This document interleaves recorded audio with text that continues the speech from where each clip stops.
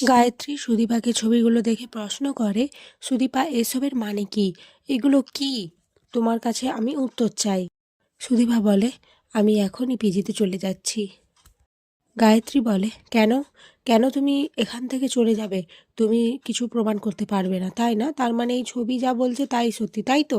এদিকে আদিত্য সুদীপার কথা ভাবতে থাকে, সুদীপা কিভাবে তাকে বাঁচিয়েছিল, কিভাবে নিজের জীবন বিপন্ন করে তার জীবন রক্ষা করেছিল। আদিত্য সুদীপার কাছে এসে বলে, না সুদীপা, তুমি কোথাও যাবে না, তুমি সত্যি কথাটা বলো। সুদীপা বলে, কি বলবো বলুন তো, আমার কথা কি এখানে কেউ বিশ্বাস করবে?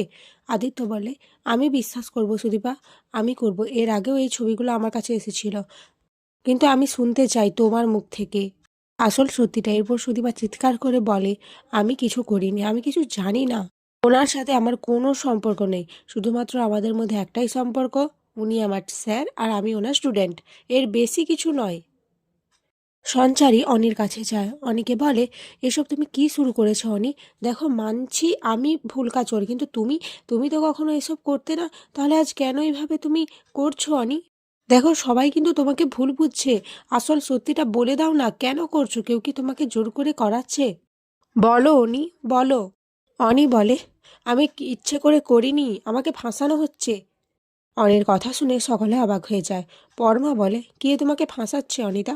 তার নামটা বলো। তখনই ওখানে রিতম চলে আসে। রিতমকে দেখে আদিত্য নিজের মাথা ঠিক রাখতে পারে না। আদিত্য বলে, ও আপনি খুব ভালো সময় এসেছেন মিস্টার রিতম। এর আগে আপনি বলেছিলেন না যে আমি আপনার বাড়িতে গিয়ে আপনাকে মেরে এসেছি? আজ আপনি নিজে এসেছেন আমার বাড়িতে মার খাওয়ার জন্য। রিতম কি হচ্ছে কিছু বুঝতে পারে না। তখনই পরমা সেই ছবিগুলো দেখায়।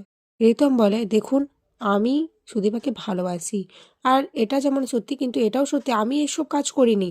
আর তাছাড়া আমি একজন পুরুষ মানুষ। হ্যাঁ, সুদীপার জন্য আমার মনে ফিলিংস রয়েছে, কিন্তু তার মানে এই নয় যে আমি লুকিয়ে লুকিয়ে এসব কিছু করব। এটা আমার ব্যক্তিত্বের মধ্যে পড়ে না। সুদীপা তখন বলে, আর কিসের ব্যক্তিত্ব আপনার স্যার? আমি আপনাকে বলিনি?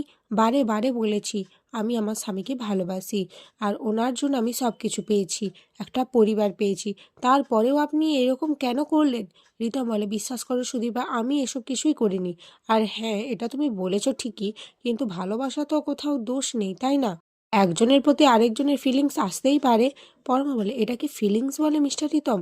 আমি তো জানতাম না। যখন একজন মেয়ে বারে বারে বলেছি আপনাকে যে সে তার স্বামীকে ভালোবাসে, আর সব থেকে বড় কথা সে একজন বিবাহিত, আপনি তার প্রতি এভাবে ফিলিংস আনাটা আপনার অন্যায় হয়নি? আপনি নিজেই নিজেকে প্রশ্ন করুন তো। রিতম বলে, হ্যাঁ আমি মানছি আমার ভুল, কিন্তু তার মানে এই নয় যে এই ছবিগুলো দিয়ে আমি সুদীপাকে বদনাম করার চেষ্টা করেছি। অনি বলে, হ্যাঁ উনি ঠিক কথা বলছেন, উনি নয়, মিস্টার কৃষ্ণ রায় আমাকে এই ছবিগুলো দিয়েছিলেন, আর আমার থেকে সাইন করিয়ে নিয়েছিলেন একটা কিছুতে, যেখানে বলা হয়েছে যে আমি নাকি জাল মেডিসিন পাচার করি। আমি ফেঁসে গিয়েছি আদিত্য, আমাকে বাঁচা। ওনার জন্যই আমি সুদীপাকে এরকমভাবে অপমান করলাম। রিতম বলে, কি মিস্টার কৃষ্ণ রায়? হ্যাঁ, উনিই তো আমাকে আর সুদীপাকে নিয়ে একটু বেশিই কনসার্ন ছিলেন। উনিই আমাকে বলেছিলেন সুদীপাকে আমার কাছে এনে দেবেন।